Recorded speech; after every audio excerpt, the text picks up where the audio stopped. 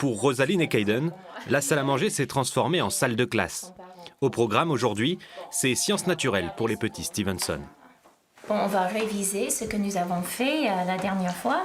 On travaille sur les arthropodes. Pourquoi les libellules doivent changer la peau? Pour grandir. Pour grandir. Et pour se reformer. Les enfants abordent les mêmes matières qu'à l'école, mais l'ambiance est plus détendue et surtout, ils peuvent aller à leur rythme.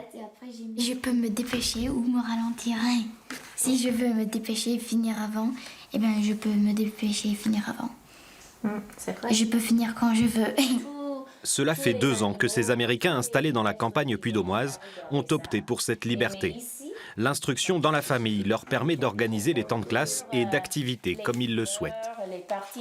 Avec l'école à la maison, je peux connaître ses besoins et je peux passer plus de temps avec lui. Soit les maths, soit la lecture en anglais, soit je peux cibler. C'est ça le mot. Que j'aime pas. Ouais. Des fois les maths, oui. Rosaline. Pousse-toi, Rosaline. On va en faire plus. Les Stevenson ne sont pas un cas unique dans les environs. Alors pour ne pas isoler les enfants, plusieurs familles prévoient des temps en commun chaque semaine.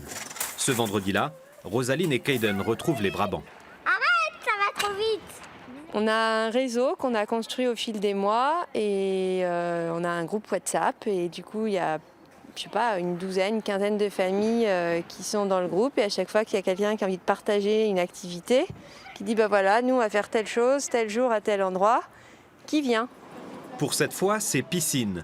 Des sorties pédagogiques sont aussi faites à l'occasion chez des maraîchers ou au centre équestre. Dans cette éducation à la carte, il n'y a presque aucune limite. Mais tous les enfants ne se font pas à l'instruction en famille. Chez les Brabants, on peut même dire qu'il y a 2 écoles. Pernelle a demandé à poursuivre le cursus normal. Ce que j'aime bien, moi, c'est quand on fait tous la même chose. Comme quoi? Comme les maths. Sa sœur Pia, elle, préfère l'instruction dans la famille. Comme ça, je peux choisir sur quoi j'ai envie de travailler. Alors, pour les parents, entre les enfants à emmener à l'école, les cours à faire aux autres et les sorties organisées, c'est quasiment un travail à temps plein. On a pris un virage assez radical. On est venu s'installer à la campagne où on avait envie qu'ils puissent grandir en étant connectés à l'environnement où ils vivent, qui connaissent un peu les spécificités du territoire et de les accompagner là-dedans. Donc c'est un quotidien pensé tout au fil de la journée autour des enfants, de ce qu'on va faire ensemble, de ce qu'on va découvrir. Pour alléger leur emploi du temps, plusieurs parents tentent de relancer l'Aventurine, une école parentale associative. S'il y a un éducateur, ça veut dire qu'il y a un parent pour faire le binôme et pas 2. Les parents d'élèves pourront alors se relayer aux côtés d'un professionnel pour encadrer les enfants et mettre en pratique des pédagogies alternatives comme celle de Montessori ou de Steiner Waldorf. Et puis ensuite, nous, le but, c'est que l'enfant, il aille chercher ce qu'il a besoin pour apprendre. Il n'est pas dans une méthode pour apprendre. Si on lui présente l'atelier et que ça ne l'intéresse pas, on laisse tomber. Peut-être on réessayera dans 15 jours ou dans un mois. Mais il y a plein d'ateliers. L'important, c'est que l'enfant, il se sente bien dans cet atelier et qu'il a envie d'y aller, qu'il a envie de comprendre. Plus de liberté, plus d'autonomie, plus de souplesse aussi dans le rythme d'apprentissage.